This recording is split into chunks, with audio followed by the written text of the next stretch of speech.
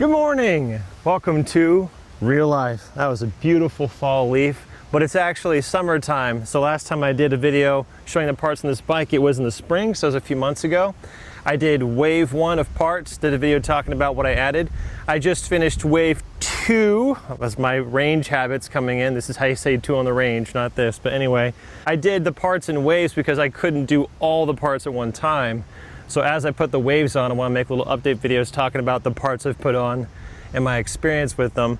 I have 4 waves planned, so I'm already halfway through procuring parts for wave 3, but anyway, I'm just going to talk about the parts I put on for wave 2. So first off is the Quickshifter. Aprilia makes Quickshifters for these. It also goes on the Tuareg 660, I think is what it's called, you know, the street bike version. And nice. It is pretty nice. That part was sponsored by one of my fans, Carolyn. Thank you, Carolyn. Appreciate it. And it was discounted through AF1 Racing, so I get some of my parts through them. I'm spoiled. I've had quick shifters, and when you get something nice like that, you want to have them all the time. But the reason I really wanted it on this bike is because when you're standing up and doing ADV riding, it's just one less function for you to have to articulate your wrist to get the clutch and then shift as you're going over terrain and whatnot. So just this operation makes it a bit simpler for off-road riding. And that's true, right? That was the justification for it. But truthfully, on the road, I will just quick shift it because it's easier, and that combined with the exhaust note is just, but we'll get to that. It's hard to say that it's a must-need mod because all the parts in wave 1 were like must-needs, but boy, that's why it was at the top of 2, because I appreciate it the most. Unfortunately, and I've complained about this ad nauseum, this bike has the worst neutral of any bike I've ever owned or ridden. Does it help with neutral? No, neutral still sucks ass. There's a part I'm trying to get in wave 3 that might help, but anyway, did really help neutral, but it's a quality of life improvement. So if you're thinking about getting a quick shifter for your 660, you're gonna be happy with it. I'll say that. Let's jump to the next big thing that I really wanted to do. I'll get the camera over here and show a close up, but it's kind of 2 parts in tandem. I'm gonna start with the Rox Risers. I've had Rox Risers on my bikes for a while now, and what they do is they just raise the handlebar and position it a bit. You can bring them up straight, you can get risers that articulate, so these are the ones that kind of articulate a specific position, but they help for ergonomics. So this is just 2 inches, and trust me guys, 2 inches is a lot. I got these for the standing ergonomics. I'll show sitting, but before, if I can kind of pantomime, my hands were probably down here a bit versus up here. I'm alleviating some pressure on my mid-back by bringing them up. I kind of like to be cradled. I kind of like the bars to be up and in front of me, and I kind of want to be in the bike, so I'm kind of in it a little bit. I'm exaggerating, but I prefer that over for an ADV bike being on top. So I've had risers on my BMW R1200 GSA. I put them on the Zero, and because they were such a little quality of life improvement, like yes, I'm doing them on this bike. So because I always put them on my bikes, I decided to just email Rox Risers, hey, I like your Rox Risers, I put them on my bikes. You want to give me some? And they went, yes. So thank you, Rox Risers, for giving me those. I really appreciate it. Now combine Rox Risers with something else to help your ergonomics, and that's bigger foot pegs. These are the alt-rider foot pegs. I chose these because frankly they were the cheaper of my 2 options, but this part was sponsored by another viewer, GI Honda 00, so thank you very much. Combining these 2, the standing ergonomics are so much better. So if you've never had bigger foot pegs, and I've had them on my BMW, you may find that you're kind of struggling to find purchase. This is like specifically off-road riding. You're kind of like trying to articulate, you got to get a lean in, but only the inside of your foot is on, so you try to pick up your foot to shift the weight into the outside of your foot, and as you're in a lean off-road, you know, you're moving the bike and messing with it, you really just want to be planted and stay right where you are. So bigger foot pegs don't just help with the handling, but the comfort as well. I never would have thought to do bigger foot pegs if my BMW hadn't come with aftermarket, I think they were Black Dog, some bigger foot pegs. I was like, wow, this is, yeah, I want big foot pegs. So those 2 together make the standing ergonomics just that much better. It's just like, Here's another part sponsored by GI Honda 00. It's a part I really didn't need, but I really wanted. So I can't divorce myself from this big, stupid top case, and I'll often end up kind of leaning against it, especially when I'm sitting around and waiting, and there are these hinges and whatever, and the box is hard, and I thought, you know, if I could just stick some foam on there to kind of give myself a bit of a backrest, if only they made that. I looked it up, and sure enough, GB does make a backrest kit for it. It's just 2 foam pads that go in with dual-sided tape, and they're too expensive for what they are. That's one reason why it's a part that's just not necessary. But like most parts on this bike, as soon as I use it, I'm like, ah yes, ah yes. I know that's supposed to be for a passenger, and if I ever get a small girlfriend, I'm sure she'll appreciate that if she sat right there. But I like having the whole bike to myself. I like being able to scoot back and then kind of relax. And so, I mean, if you're thinking about getting it for this top case, if your back is never making contact with it, don't bother. If you or a passenger are gonna be putting their back up against here, I mean, if you're dailying this thing like I am, then yeah, I guess at that point, it might be worth it for you. While we're back here, this thing right here is a water canteen. I forgot the name, but it's from Giant Loop. And I asked for this because as I get older and lazier, I want to get the weight off of my body and put it on the bike. So I like to have a hydration pack when I ride, especially when it's hotter from doing a long trip, but I don't want to wear a water pack on my back all day. And so what I was doing was I was attaching the water pack to my bike, sticking it in there, pulling the hose and doing it that way. And I thought if I could just get a water bladder on the bike, that might make more sense. So because the stuff I've got from Giant Loop has been cool so far, and they've been very supportive, thank you Giant Loop, I asked for a water canteen. They sent me a 1-gallon canteen and some pronghorn straps, and the Molly system that's on the Mojave saddlebags right here allow me to just kind of strap that in. I bought my own hose and plugged that into there. It comes with like a 2-inch, 3-inch kind of spout. The idea is when you get to your campsite, you take this, you hang it up, and you have a gravity-fed spout, and you can use that to fill like an udder. You open it or close it and use it to fill up whatever. And you can do that. I just like to keep it on the bike. And with this hose here, I like to, you know, pull it out as I'm riding, drink, kind of put the hose away. I honestly haven't found a really cool system to make like the hose retractable and easy to get to when you're riding, but that's what I want. And this allows me to do what I want. This thing does not keep your water ice cold. I know it's not meant to do that, but in case you're gonna try, don't bother. The ice and the water will precipitate and it'll bleed. It'll feel a little moist if you put ice in there. If you don't put ice in there, it won't bleed. Bleed's the word I use for, you know, precipitation. You'll get a little moist.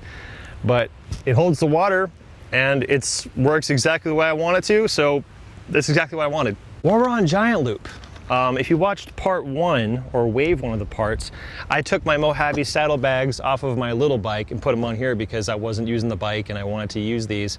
And I put all of my tools and always on the bike things here on the right side, but I wanted to open these up. And so I thought if I could just get more storage and put the tools somewhere else where I never have to hopefully use them, I thought, well, pannier pockets, Giant Loop makes pannier pockets. So they sent me some of those. And so now these pannier pockets keep my tools like pump, gauge, first aid kit, things like that. Now they're up here and they never have to move. Looks don't matter much as I get older and have less looks to give, but I think they look really good, especially from the front. They kind of fit the width of those crash bars really well. They don't get in the way. They haven't hopped or moved around. I have not ridden in the rain with these yet, so I don't know how waterproof they are. They seem waterproof. I'm not going to tell you that they are. I was able to kind of attach these to the buck and roll tank bag that I have up here. And now they're a good like permanent addition to the bike. They just hold the stuff and I don't have to worry about it. And those back panniers are completely open for storage now, like they should be. Now, let's see if I can do this in the grass. I do not think I'll be successful, but I'll try. It should work, right? I never bothered to do it in the grass. Don't fall. Okay, all right, it's fine. This is usually what I do at lights. I use the pannier pockets for my leg cushions and then the backrest, and I just chill out and wait. But the center stand, it's a T-Rex center stand. I decided to get it because I have other T-Rex armor. And Aprilia does make their own center stand that should have worked with the skid plate and the other parts that I have, but I wanted to make sure that it was compatible. So I just went ahead with T-Rex. They gave me a discount on the part, so thank you, T-Rex. This is another one of those things where if I hadn't had it before, I wouldn't have thought it was important or needed it or wanted it. But when you have a center stand, especially on something like an ADV bike, it makes life so much easier. When me and my friends did an ADV trip in the spring, we each had a different tire problem during the week. And we were on the side of a trail. One of us had to put our bike on the side and give birth to a cow to take the tire off that way. I managed to make it back to camp on a flat, and then we used some person's tool to jack it up. But if we just had a center stand, you put it up the center and then you can get to either tire and it makes it much easier. Look at the ergonomics, the standing ergonomics for me now. So these bigger foot pegs make it easier to, you know, articulate, put my weight wherever I want them. Combining that with these bars, here's my hands, not extended full lock, but, you know, resting down, here are my palms. They're about an inch high. Do you see that space? Before it was about 3 inches. So if I'm standing and I want to stable the bike, I have to get my fingers down and kind of use my fingertips to stabilize it. But now I just gotta go down an inch to get my weight on the bars, and then I can control it. So shy of, you know, up here 1 inch, that might have been better, but then I would have been kind of straight and extended. Some bend is good. So just an inch, and there you go. And it's just, it's crazy what a big difference it does, but I wouldn't have gotten them again if it didn't matter so much. It's a big quality of life improvement. And if you have a bike that you stand up on, it's super extra good. I forgot I also did them on the KTM Super Adventure that I had. That was like 4-inch risers, and that was awesome. Anyway, that's why I was so happy about these two parts combined. Ka-chow, the exhaust. Like much of the parts in Wave 2, not necessary, but highly desired. And that exhaust is something that I wanted that I thought I'd never get. So there aren't a lot of videos on the Tuareg, but I looked at as many slip-on exhaust videos of this bike as I could. And there were 2 videos I saw with the Leo Vince exhausts, and you just can't tell or do justice in a video. They sounded like the best exhaust that there was for this bike. And I thought, screw it. I'll just ask, hey, Leo Vince, Mr. Leo Vince, I'm gonna be putting more parts on the bike. Do you want to give me a part? And Mr. Leo Vince said, we would love to be a part. I was like, okay, cool, thanks. So what does the exhaust do? Aside from make it sound cool. If you don't do a tune, nothing. But dude, do you hear that? Maybe you can't hear that. I can hear a motorcycle. I hear the sound of my people right now. I don't think I've had a bike that I've not put an exhaust on. An exhaust is like a surefire way to squeeze just that much more enjoyment out of your motorcycle, you know, miles per mile. Quick shifting, and that combined with the exhaust, you can kind of hear it. I'll play that clip.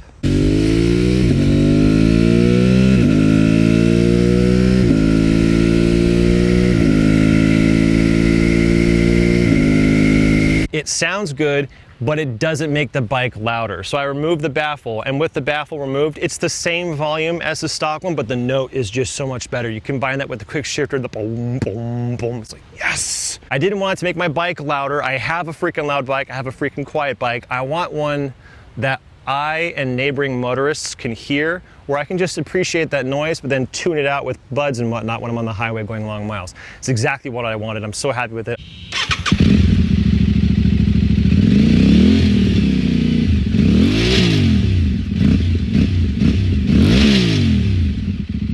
On that note, you may have noticed the fact that the pipe was gold, and now it is not gold because it is rather kind of crappily wrapped in exhaust heat tape. Chief among my complaints with this bike is just how hot it is, and I realize most of that's engine heat, some of it's coming off the cat, and aside from the fact I didn't want to see any gold, I thought, you know what, for $25 for tape, $15 for silicone, a couple hours in the garage, it might be worth just wrapping an exhaust to see if it helps with the heat. At the very least, it will look less bad. And in my opinion, I think from a distance, it does look better. But if you look up close, I don't think I did a great job. You can see the white bands where the silicone layers are separated. And in my defense, it goes from 2 to 1 to wide to narrow to normal again. And it's beside all the curves, it was just funky to do. But the real thing, did it help reduce engine heat? If it did, it's negligible. Is it $40 worth heat reduction? I guess so. I guess so. I mean, I definitely don't regret it, but I'm not going to say you have to go put heat tape on your exhaust. Whew. It is hot titties out here, man. Next season, when I come back in the fall for Wave 3, hopefully it'll be cooler. The main part I really want / need is at the top of Wave 3 is a pannier system. I love these, they're convenient, but if I want to go on a long trip, this just isn't going to cut it. So I'm trying to get a pannier system for this bike that can hold a bunch of stuff. I have some parts secured, but if you'd like to support or sponsor a part, send me an email or join the Discord for Wave 3. I'll make another video of those parts after they've gone on.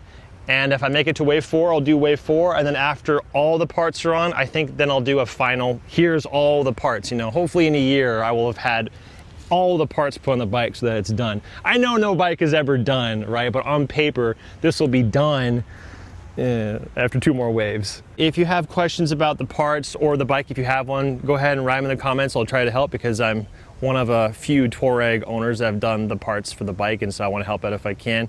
Kind of spreading the love for those of us who have the bikes and watching videos, trying to learn stuff about them. And I'm just updating on my progress with this bike. Speaking of which, after I've got all the parts on and after I've ridden it for maybe a year or so, then I do want to make a review about the bike itself, but that's in the future. So thank you guys for watching. I appreciate you all. I hope you're all doing well and being good, and we'll see each other later. Bye.